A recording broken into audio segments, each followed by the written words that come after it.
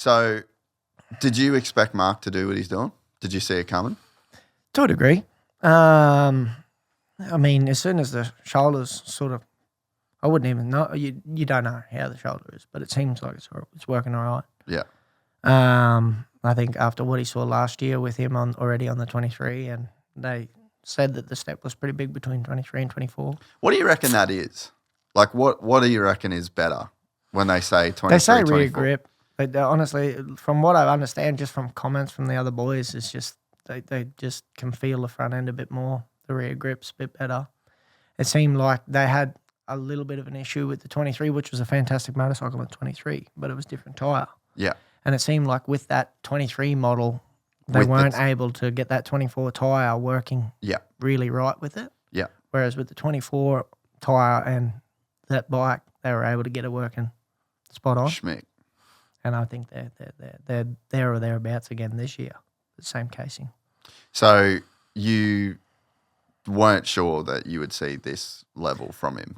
You just never know. I mean, the dude is gnarly. And I even said to Ruby, like, I've seen the aura about him. Like when we got off the plane in Thailand, we were on the charter going home, and it's just all the paddock basically. And you just see the aura and Yana do him a little bit. I've seen it before. And it's like deja vu. It's just reincarnated. So it's cool to see. It's definitely cool to see, and I'm happy for him. Yeah. Because I think nobody but him knows what he's been through. I'm sure he's been through the ringer. So say what you want, the guy's put in the work. And I mean, look at the shape of him this year. He's changed body. He looks lean as a fucking racehorse. He's ready to go. So I feel like he felt it himself, and you know he's got that feeling, and he's putting it to work. Yeah, it's pretty wild. Obviously, off bike, what he had to deal with, but then think about the media.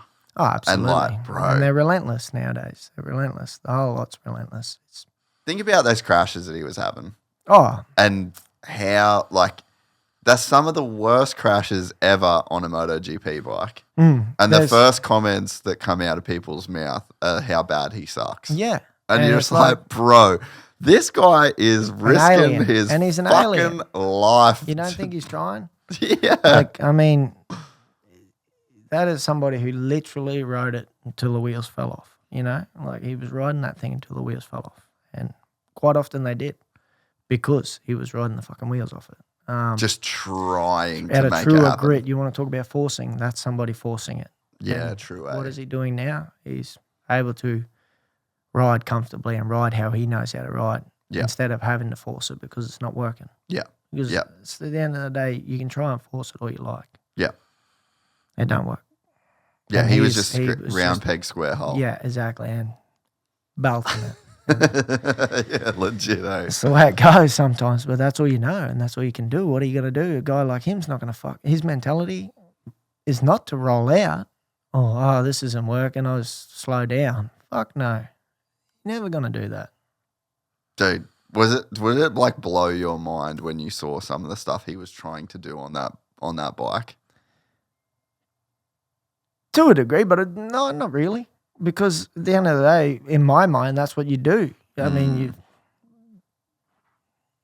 that's what you get paid for. That's what you do. What you do. That's the job. That's the code. But he had to know that, like, but you sell yourself on a belief. As I said to you, we spoke earlier about the whole, you know, that thing.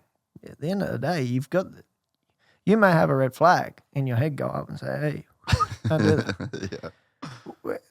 I feel like my brain and I feel like his brain has a certain fucking thing in it that says, no, you can do this. You got this. It'll be right. We'll make it work. Just willing to live by the sword, die by the sword. Die by the sword, exactly. And that's the way I think because I know different. That's how for me personally, that's how I've ridden a motorcycle my whole entire life. Yeah. And has it bit me? Yes, many a times. But it's also got me to where I am. Yeah. So, would I do things differently? Probably not. Nah. Yeah.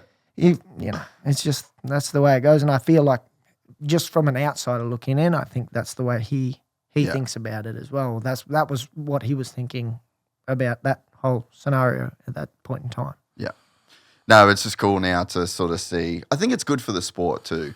I mean, maybe not if he wins. If he dominates the whole year and does the Jet Lawrence and has a perfect season, no. I wouldn't like to see that, but yeah. But I don't think it'll happen. No. I don't think it'll happen. And I could be wrong. You could be saying, fuck, he was wrong, in 12 months' time. But Pecco's a fucking determined bloke who will come back swinging.